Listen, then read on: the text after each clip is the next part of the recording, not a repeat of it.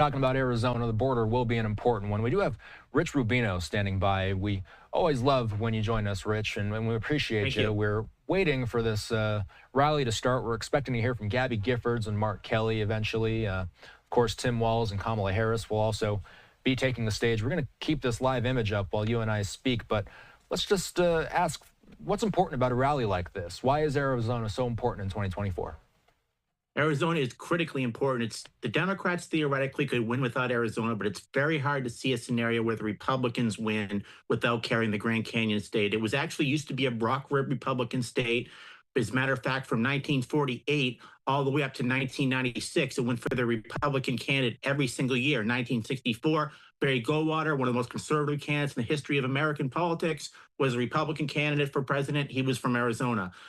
Bill Clinton won it in 1996. Since then, it's gradually becoming more and more of a Democratic state. There have been an influx of suburban moderates around the Phoenix era, around the Mesa era. And then there's also an influx, certainly an increase of Latino voters. It's very interesting. Part of the reason why this rally is so important is because it shows that the Democrats take it seriously. They're going to spend money here, and they're going to try to take the state of Arizona. Arizona was won by razor-thin amount last time around by Vice President Harris. This time around is probably one of the 5 or 6 most critical swing states in the nation. You know, as we anticipate Mark Kelly and Gabby Giffords to take the stage any moment here, what's the importance of a figure like Mark Kelly, somebody who is a Democrat that's proven that he can win in a statewide election? Yes, absolutely. Mark Kelly has been battle tested, and he's won in a swing state. He's won 2 elections, actually. First, to fill out the remainder of Republican Senator John McCain's term. Then he served his own. Then he served essentially his own. Then he won his own election as well. Very important. Very important. I think the fact that he was one of the 2 or 3 finalists for the Democrats in terms of becoming a vice presidential running mate. And he's also somebody that down the road could be a presidential candidate. He's still in his 50s. He's someone who I think is a very interesting story, having been an astronaut, having moved to Arizona, having really done all that he possibly can to try to help his wife after his wife had survived an assassination attempt. Really a compelling story. And I think that if Vice President Harris does not win the presidency this time around, he may be an early preponderant frontrunner for 2028. You know, what's important, Tim Walz, of course, is just being introduced to the country for the first time this week. Yeah. What's important messaging-wise for a vice presidential pick, somebody that's in his shoes? What's important for a person like him? What's the case that a person like him is trying to make at this point? Did we learn anything from J.D. Vance's introduction to the country? Well, I think J.D. Vance, he had a relatively positive introduction. His speech at the Republican National Convention showed unity of the Republican ticket. It also showed that he was there to compliment Donald Trump. Both were populist. And interestingly, in his address in the Republican National Convention, he went after 2 things that used to be boilerplate Republican issues. Go back to 2004 at the convention. George W. Bush, what is the first thing people think about? What was the flagship issue of his presidency? Was the Iraq War. The Republican Party, only 1 Republican in the entire United States Senate, Lincoln Chafee of Rhode Island, voted against the resolution to give carte blanche to President Bush, essentially the authorization of use of force in Iraq. Lincoln Chafee then later became a Democrat. NAFTA was passed. It was signed by Bill Clinton, but he used the Republicans in the United States Congress, led by the minority whip Newt Gingrich from Georgia, to try to get it through the United States Congress. J.D. Vance went against both of those issues, meaning the Republican Party is now more populist, not necessarily traditional Republican. I think Tim Walz, he's very similar to Vice President Harris. Ideologically, I think what he provides that she does not provide, for one thing, is certainly that he is a governor, and that he is somebody who has had to work across party lines as governor of Minnesota, and he's a governor of a swing state. No, Minnesota has been a traditionally Democratic state. It's gone for the Democratic presidential nominee every solitary year since 1972, but it's becoming more and more Republican every year. And he probably nailed down his home state of Minnesota, having been elected there, having been reelected there. So I think that's what he kind of brings to the ticket, if you will. But obviously, there are going to be many questions. There's already J.D. Vance is already questioning his military service, for example. So just like J.D. Vance, there'll be many questions on the part of the Minnesota governor as well.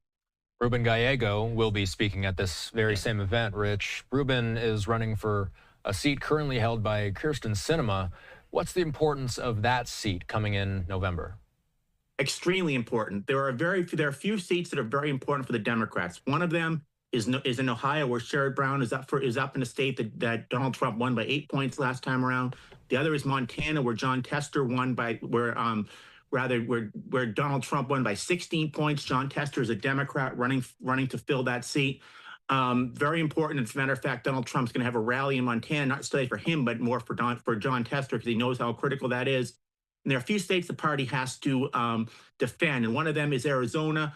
Senator Sinema was a former Democrat. She became a lot more conservative during her time in the United States Senate. Her opposition to the filibuster really, I think, starred her opposition to the Democratic Party.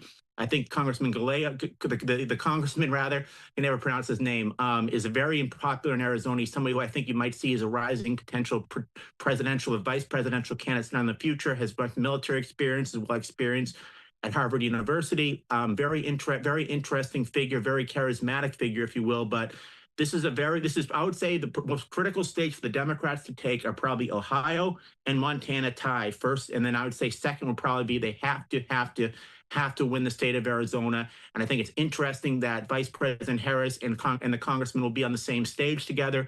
Sometimes in swing states, the candidates, because the states are a little bit more conservative than the actual candidate is, sometimes rather than the ticket is, sometimes the candidates will stay away. They'll say we have something else to do at that time. But this time around, you can see they're running as a unified ticket.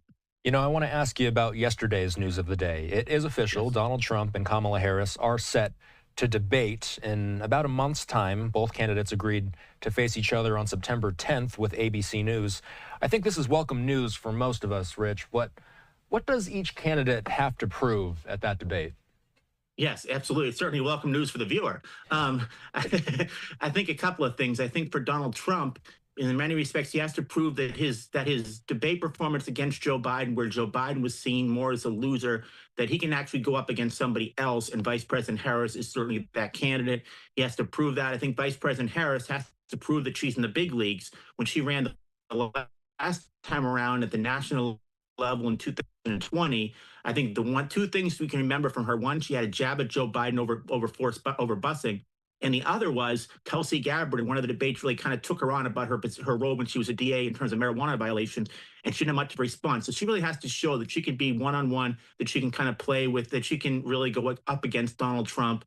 And she has to also be able to defend the Biden administration and to defend the policies without necessarily mentioning Joe Biden, so that be it Joe Biden himself is a job approval rating under 40%, be it some of his policies like the Inflation Reduction Act, be asked specifically about specific policies in that act, like, for example, trying to lower the price of prescription drugs.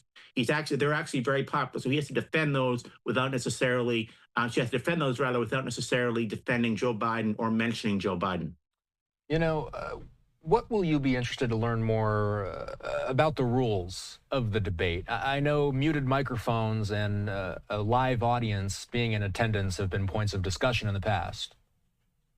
Yes, and that certainly will be interesting, and it'll be very interesting to see that, because back in 2020 and 2016, part of the reason that Donald Trump, depending on your perspective, either lost or won the debate was the way he kind of treated his opponents. It would sometimes go to Donald Trump and he would, or it would go to his opponent rather, and he would just kind of keep on talking. In the last debate, he really couldn't do that. So it'd be interesting to see how they frame it, to see how they do it. And also, frankly, from aesthetic perspective, when they go onto the stage, and this is very elementary or rudimentary, if you will, in nature, do they shake hands? The last time around, the candidates did not shake hands.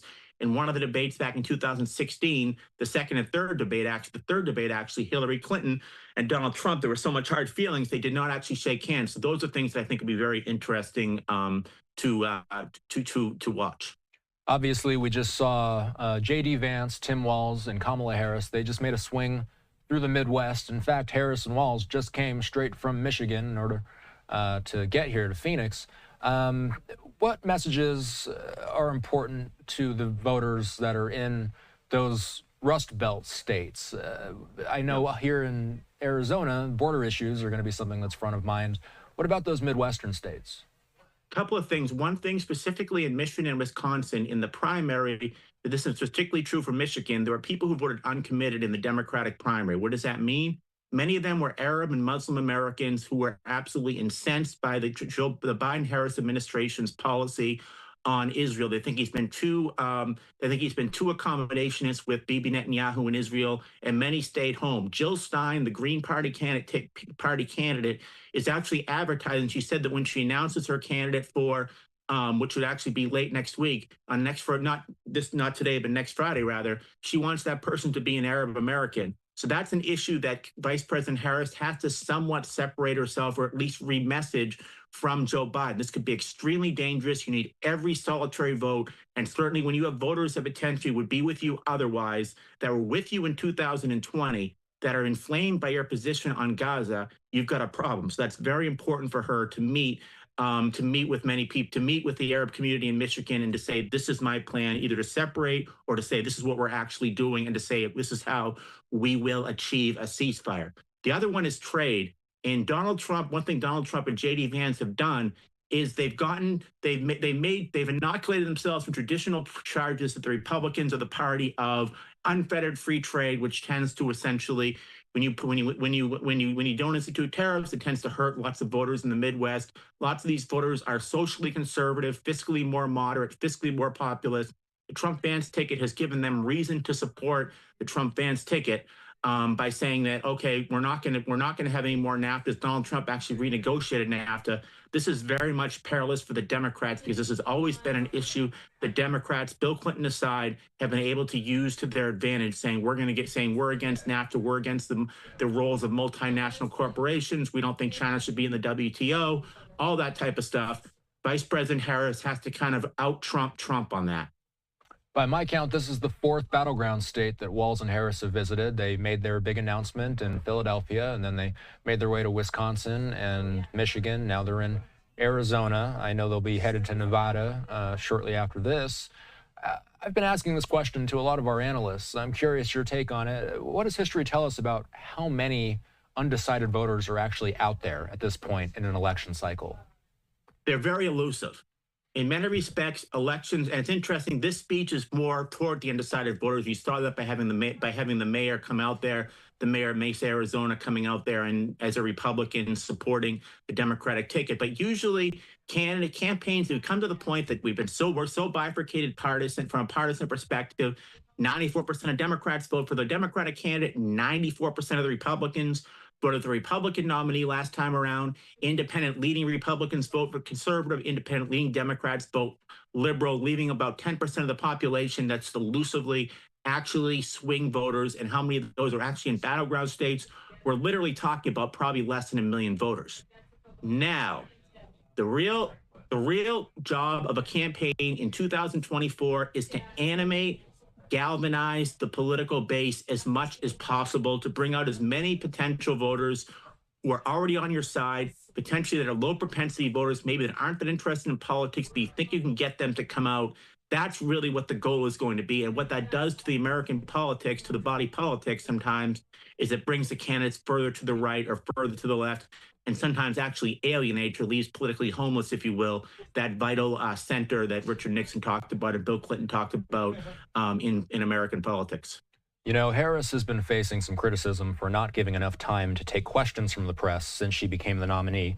She's obviously done shorter press gaggles. We've seen many of those. But she said yesterday, that she wants to do her first sit-down interview before the end of the month. I remember Hillary getting similar critique back in 2016. How important is it, Rich, for candidates to do sit-downs with the media?